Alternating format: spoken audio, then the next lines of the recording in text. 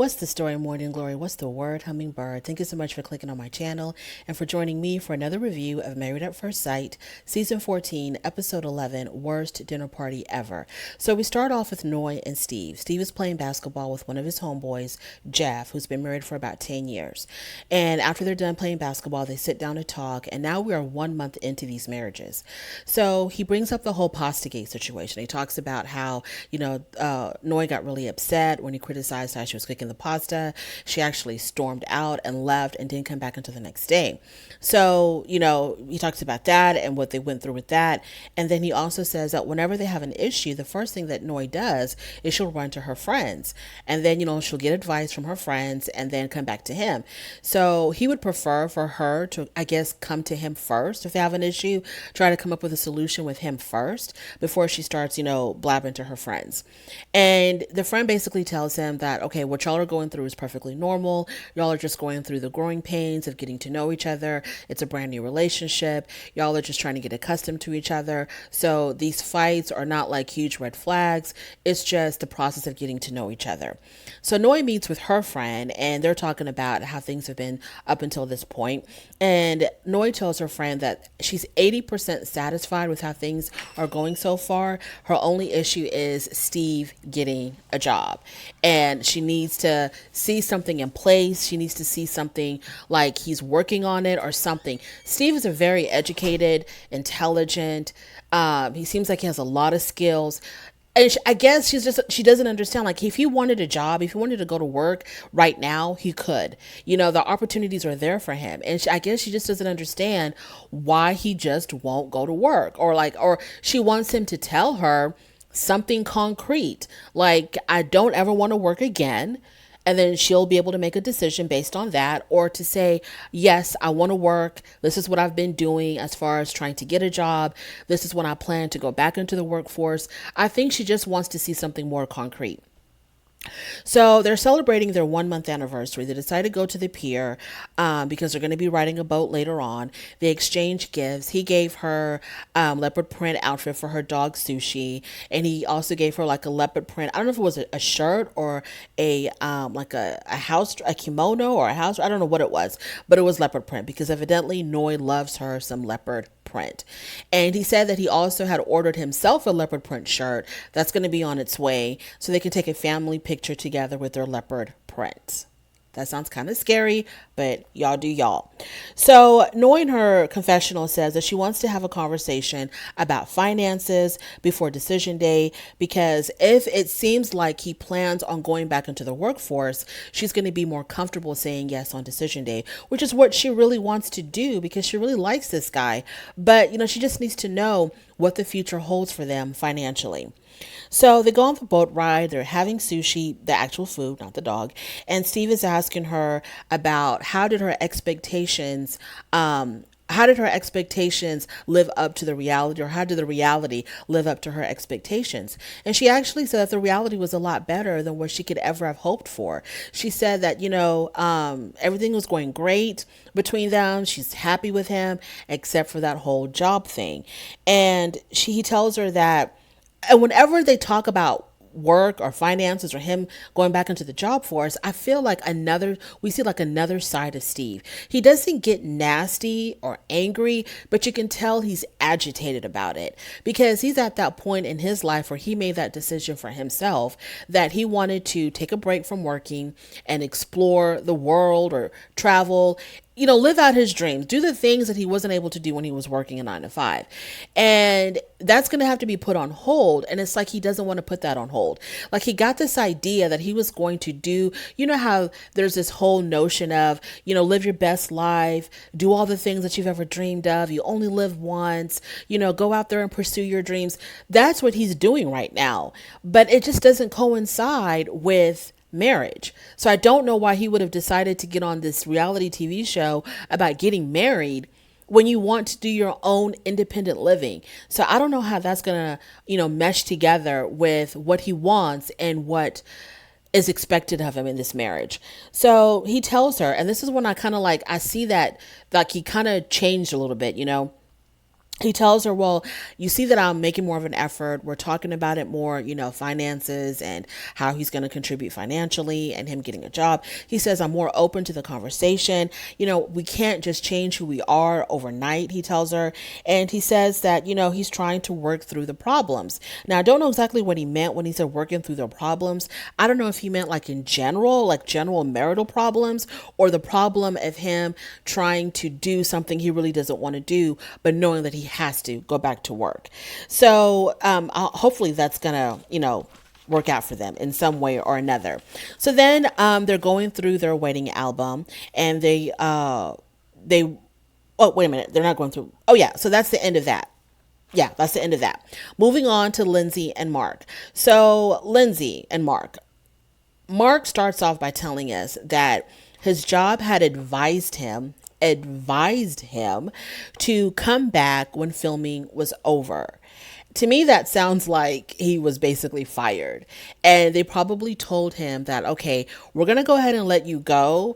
But if you want to come back, we'll revisit the conversation at that time. But for now, Mark, we're going to have to let you go. That's how I took it. That's how I interpreted it. But he said that he made it seem like it was a mutual agreement that he was going to take a hiatus, while he's filming a reality TV show, and then come back whenever, he's ready to come back. And that just doesn't seem realistic to me. So he was worried about having this conversation with Lindsey, and I was too. I was actually like really scared for him. I didn't know if he needed to go into this conversation with like police protection or what, because I literally was scared for him. But Lindsey completely surprised me. She was actually okay with it.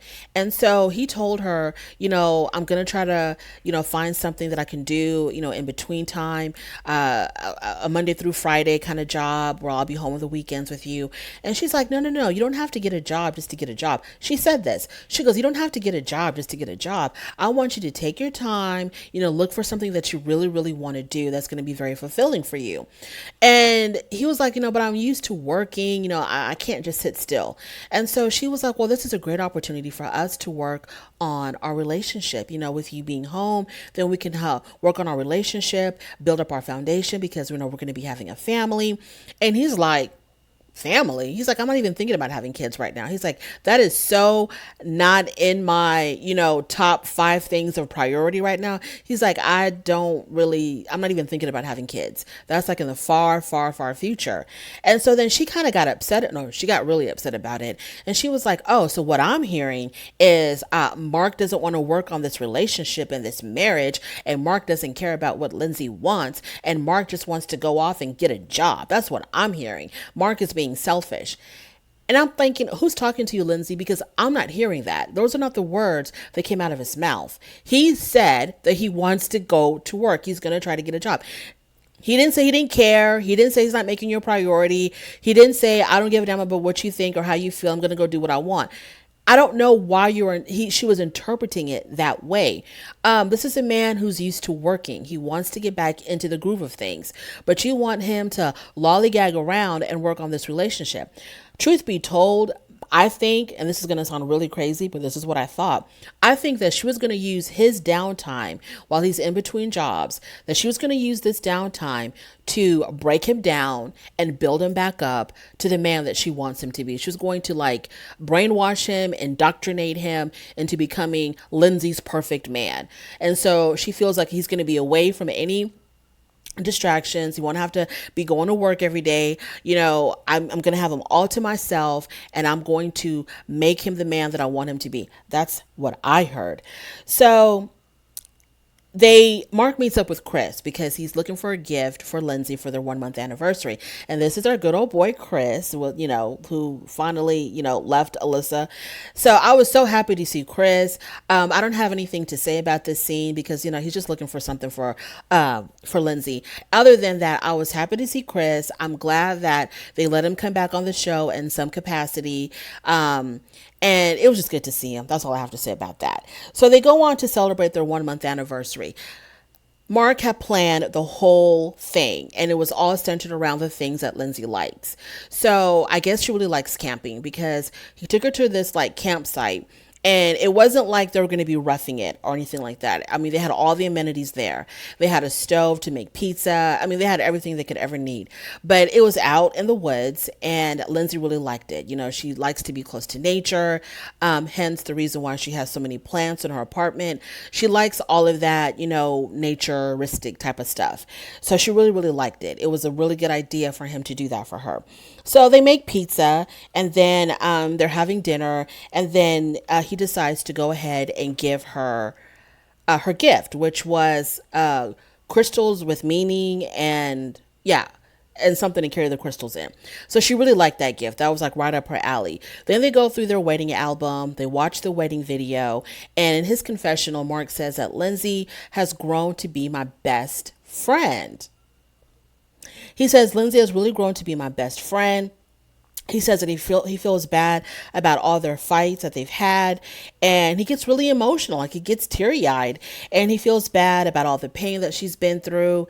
I guess, you know, watching the wedding video and seeing that softer side of Lindsey, and you know, before he realized, you know, borderline alcoholic and screaming at people, before all of that, I guess it kind of reminded him of how she does have this soft side to her.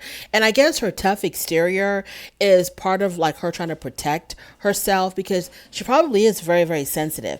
But anyways, he got emotional, and in her confessional, she was like, yeah, I'm hoping, what did she say in her confessional? She said that the wedding video gave him some type of perspective, you know, and, you know, maybe he felt regret for, I guess, treating her bad. She didn't actually say those words, but I think that's what she was trying to say, that watching the wedding video probably made him feel bad about some of the ways, like how he treated her in the past, or whatever. And I was thinking to myself, did the wedding video make Lindsey feel any kind of way? Did she feel any kind of regrets of how she had been treating Mark, or the things that she had said to Mark? Did she, you know, kind of like dig deeper into herself and realize that she actually does have a really good guy here? I don't know. But to her, she was just like, well, I think that wedding video, you know, made him feel regret and gave him some kind of perspective on this relationship. That is Lindsey and Mark. So moving on to Jasmina and Michael. So Jasmina and Michael, first of all, Mike's friend comes over, and of course he's telling him about what's been going on with the marriage so far, and he talks about how he realized that, you know, she wasn't really being vulnerable to him and really open to him because she felt like he really wasn't in the marriage 100%. So he realized that he needed to communicate with her more to get to really know her better and to figure out exactly what she wanted. He told his friend that one of the biggest mistakes that he made so far in the marriage was that he just assumed he knew what she wanted and was giving her what he assumed she wanted. And it would have been better for him to actually communicate with her, talk to her, you know, to really know exactly what she was seeking out of this relationship. And he plans a very romantic, he tells his friend that he has planned like a really romantic anniversary celebration. So on their 1 month anniversary, he starts it off by, he has like arranged this really beautiful romantic breakfast. You know, he decked it out really nice. And that's one of her big things. You know, she really likes presentation. So everything was laid out really pretty. And then after that, they go through their wedding album. And, you know, the show gave them their wedding vows, like in this really pretty display case or really pretty plaque. And he decides that what they need to do is they're going to rewrite their vows, kind of like to fit the moment that they're in now. And then they're going to exchange their vows later. Mike seems really upbeat, happy, enthusiastic. He seems really animated, and I really liked Mike in this episode. This is a Mike that I'm really not used to. So for their 1 month anniversary, he blindfolds her and he takes her to the place where they got married, which I thought was very, very romantic. So they go to the place where they got married, and he wanted to recreate the spark that they felt on their wedding day, because that was the only time that they really felt connected to each other. That was the only time that there was any kind of excitement and spark in their relationship, was on their wedding day, which is kind of funny because they didn't know each other. They were complete strangers. So the day that they first met, when they knew nothing about each other, ended up being the happiest day of their whole entire marriage, which says a lot as far as like, how things kind of disintegrated when they started to know each other. So they recite their vows, and it was really cute. It was really romantic. The words had a lot of meaning because they actually know each other more now. So the words had a lot of meaning behind them. They did their slow dance, and Mike really put in the work. I think probably out of all the anniversaries, this was probably the best because Mike really put a lot of thought into everything to make sure that she was happy and that it really reflected how he felt. So, he realizes that Jasmine is really into making this marriage work, because she told him, she's like, I really want us to work. I really want us to, have a future together. She says all the things that she needs to say to let him believe that she's in it as much as I am. So Jasmina says that she really wants to say yes on decision day, that she wants to work towards them being together. And she said that this is the start of a new chapter and that things can only definitely go up from here. And I'm like, yeah, because the way y'all were going, it can't get no lower. So they're back home. In her confessional, Jasmina says that she really appreciated what Mike had did for her for their 1 month anniversary and that Michael went above and beyond. So I was happy that she was able to acknowledge the work that he put into this celebration. So they're in bed and they're talking. They both seem to be really happy with each other, and they're really happy with where they're at now. And yeah, that was a really positive little scene for Mike and Jasmina. Moving on to Katina and Olajuwon. So she's FaceTiming her friend Imani, and she talks about how she was really, really guarded in the beginning because she didn't want to get hurt. And so she really, I guess, was just trying to protect herself. And Olajuwon noticed this, and he was like, you know what? It doesn't seem like you're really interested or you're really into this. And it was all because of the fact that she's so worried about him hurting her that she was like, had all these walls around her. So now she feels more comfortable about opening up with him because she realized that he wants her to open up. He wants to connect with her. So now she feels more comfortable letting him in a little bit. And the friend was like, you need to go all in, emotionally, just lay it out all on the table and just go in 100%. And so that you'll have no regrets later. So then the friend asked about, okay, so what's been going on in the love department? And they still have not consummated their marriage, which shocked the hell out of me because in the last episode, when Dr. Viviana gave them that basket full of, goodies, I mean, I thought they were going to I thought they were going to consummate their marriage because they were playing with the toys and then they went into the bedroom and they were kicking the crew out. Elijah was like, I gotta go, I gotta go, I gotta go, shut the door in the camera's face. And I thought, they were going to do what it do, but nothing happened. Absolutely nothing happened. And I'm like, how do these two attractive people who always talk about how they're so attracted to each other and they can't keep their hands off each other, why aren't they making the sparks fly? Like, what is going on? What's the real deal here? So she tells her friend that no, we haven't consummated our marriage yet. They want to build this emotional connection. And from the last episode, okay. And so I was just like, you know what? Truth be told, I think what happened was the mood was set. I think they both had, agreed that they were going to consummate their marriage, but I don't think that he was able to rise to the occasion. That's what I think. That's exactly what I think.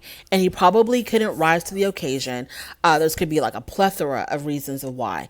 One of them being maybe he's not as attracted to her as he thinks he is. I don't want to have to go back to what I said a couple of reviews ago, but probably she's just not his type. Let me just leave it at that. She's probably just not his type. Because I don't get it. I don't understand it. I don't understand. Or he probably has like a medical condition that he doesn't want to admit to. You know what I'm saying? Maybe he has a medical condition. I don't know, but I don't understand why they haven't consummated this marriage when they both seem like they wanted to. I don't know. Anyways, let's move on. So, she tells her friend that, she's not stressed out about it. She's not worried because she knows that her man is attracted to her. And, I'm just like, okay, I felt like when she told her friend that, oh, I know he's attracted to me though. I know he's attracted. I felt like she was just trying to convince herself and she really wasn't believing the words that were coming out of her own mouth. I think that she was just trying to convince herself. So, for their 1 month anniversary, Katina planned it all. So she planned it for them to have a gondola ride. I think she called it a gondola. A gondola ride. I thought it was gondola. They were going to have a gondola ride, and Olajuwon says he likes how she tries to bring her turn-up world to mesh with his relaxed one. I'm not sure why he says that she's so turned up and she lives this wild and crazy life. Maybe she did a few years ago, but the Katina that I see is not like some turned up party girl. But he's like, yeah, I like it when she brings her turned up world with my relaxed one. Anyways, they go on the gondola ride. It's very romantic. They're very touchy feely. Here we go again. On the boat, on the gondola ride, they were so touchy feely. They were kissing each other. It looked like they were so into each other. But they can't make it happen. But they seem like they really want each other. So Olajuwon says that last week, he tells Katina, last week, you really showed me who you really were. And I'm glad that we were able to bounce back because, they've been struggling for quite a while. So he was like, I'm happy that we're able to bounce back. We're back on track again. And he says that we've grown emotionally. This is in his confessional. He says we've grown emotionally.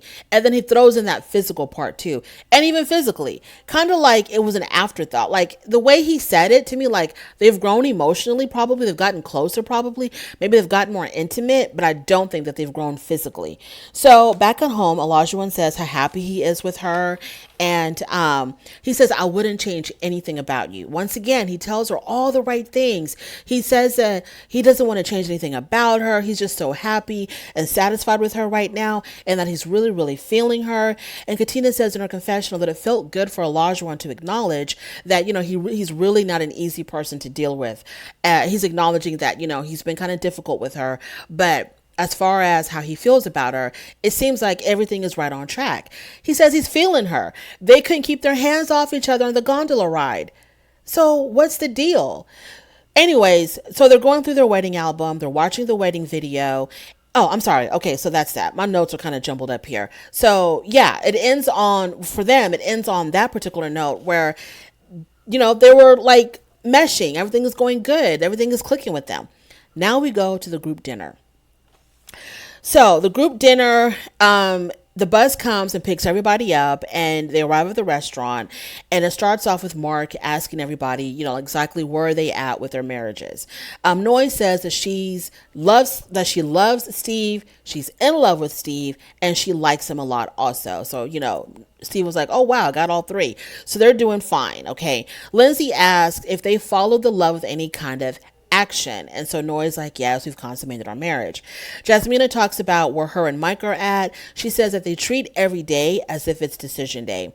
Mark gives the status between him and Lindsey. He says that mainly they need to figure out how it's going to look like, after decision day. What is life going to be like for them? When it's all said and done, they've decided to, I guess, stay together maybe.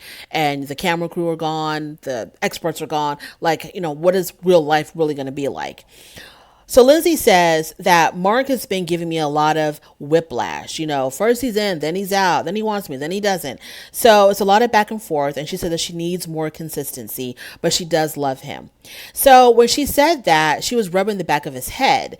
And Jasmina made a comment that Mike seems to cringe every time she would rub the back of his head, I guess, or like whenever she would touch him. Mike seems to kind of like tense up. And I don't get that. I don't understand why that's the way it is. But yeah, that's how it is. So Michael says that he talks about Michael talks about how far him and Jasmina have come, that they've made a lot of progress since the last group outing, and that, they are like really working really well together right now, and everything is going good for them. Jasmina talks about she needs more consistency, and she needs to see if they can really see each other. Yeah, she needs more consistency. So Katina, when she talks about her and Olajuwon, she's the one that says that she needs more consistency. I'm sorry, it wasn't Jasmina. It was Katina. Katina says that she needed more consistency from Olajuwon, and she said that she really, she says that, and she wants to know if they can actually see each other like living together after all this is said and done. Like, can they really see each other in each other's lives? She said it in a weird way. It was kind of hard to understand what she meant, but I think she meant like she really wants to know, is there really a life for them together living as a married couple in one home? Now, up to this point, Olajuwon has been like kind of withdrawn. You can tell that he is not really, like, something's on his mind, basically. He hasn't been saying much. He's been sitting there kind of stiff. Something is brewing in Olajuwon's mind. So Olajuwon says that we have really great chemistry. Then he says, but I just don't know if it's like a friendship chemistry or a marriage chemistry. And I was like, damn, okay, well, this is the place to share. But I'm pretty sure Katina wasn't expecting that. But yes, let's share, because we're all sharing about where we're at right now. And so he questions if the marriage is even real. And people, everybody at the table kind of starts shifting in their seats because they know that something's about to go down. So he saw something on Katina's phone when he was on the bus on the way to the restaurant. He was using her phone for something. I don't know what he could have been using her phone for, but he was using her phone for something. And as he was looking through her phone, he saw something, and he was like, I don't know if I should bring this up now because I saw something and I really didn't like it and it really bothered me. And so I don't know if we should talk about this now or what. And Katina has no idea what the hell he's talking about. So she's completely blindsided by this attitude that he's given her. And so she's really confused. And she's like, you know what? Just a minute ago, we were all lovey-dovey, all touchy-feely with each other. And now Olajuwon has completely flipped. So that to me is so bizarre, because for him to go from hot to cold in a space of maybe an hour is very suspicious to me. It made me kind of think that he saw something on her phone that he was going to use against her, because he's not really feeling Katina. He saw something on her phone that he was going to bring up, that because he knows he's about to cause a problem on purpose. Because I feel like he's trying to find a way out without hurting her feelings, and just telling her, look, I don't want to be with you. You're not my type. I'm not really feeling you. I don't understand this guy at all. So he's acting all strange. He's acting all, mysterious. He's saying something without saying something. And so he completely dropped this bomb on her. So everybody's like, oh, maybe y'all should kind of talk about this in private. This is really not fair for Katina, because he's hinting at, oh, do I need to talk about this now, or do we talk about this later? Should I bring this up now, or should I bring this up later? Like he's playing with her. He's toying with her. And so people can tell that Katina is really affected by this. And so everybody's like, you know what? Y'all need to just maybe deal with this on your own in private. So Katina says she's ready to go. So as they get up to leave, he actually has the audacity to offer her his arm to hold. And she just kind of like pushes him out the way, because she's really upset about this. Did not see this coming at all. So they're back at the apartment. So she sits at the counter in the kitchen, and she's ready for him to lay it out. Like, what the hell is on your mind? What is wrong with you? So he says that when he was looking at her phone, first of all, he comes out and he's like, where's your phone? So she gives him her phone, and he's looking at the phone, and then he's like, what's this? And he's referring to, and this is what he saw on the bus, he's referring to a dating app that is on her phone. And she tries to explain to him, okay, that's old. I do not have an active account on that dating app. I didn't even know that app was on my phone. I forgot to delete it. And boy, does he explode. He just lays it on her. He's talking about how you are a married woman now. And what does this say about you? You still have these dating apps on your phone. He says, I deleted all of my stuff because I didn't want nothing on my phone that would make you question who I was and what my intentions were. So I deleted all that stuff off my phone. But this is still on your phone. It makes me wonder, what you're here for. Why are you even on this show? If you wanted to be a married woman, why do you still have a dating app? And what does this make me think about you and the kind of person that you are? And so as she's trying to talk, he doesn't let her talk. He interrupts her. He talks over her. At some moment, he thought that she was rolling his eyes at him. And she says, I'm not rolling my eyes at you. She said, I'm not rolling my eyes at you because of what you're saying. I'm rolling my eyes because you're yelling at me. And he's like, okay, if you think I'm yelling at you, I'm done. I'm done. So he walks away, and then she's really upset now. She's like, you know what? If you want to see the real Katina, I'm going to show you the real Katina. So she's like, I am done. Take this mic off of me. Y'all got to leave or whatever. So they both are throwing the crew out of their apartment. And I'm just like, oh, and then she also had told him that if it was you, if you had this on your phone, I would have asked you. And if you would have told me that you didn't know that it was there or you forgot to delete it, I would not react at this level like the way you are. And to him, it's just that nothing, that doesn't make any sense to him at all. The fact that she could have forgotten that this thing was even on her phone. Anyways, bottom line is, I don't want to talk about the dating app anymore. Bottom line is, I feel like Olajuwon is just using this to create a problem that really isn't there, because he's struggling with something internally about this whole marriage with Katina. He doesn't want to say exactly what's bothering him. I don't know if it's something that about her that's bothering him or something about himself that he doesn't want to come to terms to. Like he might have ED, or if he's struggling, in the intimacy department. I don't know what's going on with Olajuwon, but it's not about the dating app. It is not about the dating app. It's just that this dating app thing fell into his lap and he ran with it. He knows he's overreacting. I don't know why he just doesn't come clean and tell her exactly what's what. Either I'm not that into you. I'm sorry. I thought this was going to work out, but it's not going to work out. I'm not attracted to you. You're not my type. I don't have those feelings for you. Whatever it is, it ain't about no damn dating app. And it's really unfair to Katina that he would use this to attack her and to yell at her and verbally abuse her like this. Well, that's not even the reason why he's mad. And it's just really unfair. And it just shows basically like what a dog he is. Or maybe he still has that player in him where you're with a woman, for a really short period of time, you get bored and you're ready to move on to the next. And maybe that's where he's at right now. He's like, okay, I'm bored with this. I've been with her for a month. I'm over it. I'm ready to move on. Instead of just saying that or whatever the issue was, he wants to take something so stupid and so asinine and use that to attack her on national TV. That's not how you treat your wife. That's not how you treat someone you care for. That's not how you treat another human being. Give her the respect to be honest with her and tell her exactly what's bothering you. It's better for you to say, I don't have those feelings. I thought I would have them by now, but I don't.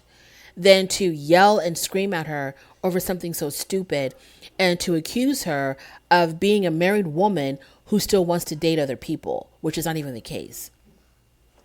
So we'll see how this is going to play out in the next few episodes. Thank you so much for joining me. That is the end of my review. If you made it this far, I really do appreciate it, because you didn't have to click on this video at all, but you did. And even if you gave me just 1 minute of your time, I appreciate that. Please don't forget to rate the video, drop a comment, and most of all, subscribe. And I will talk to you later.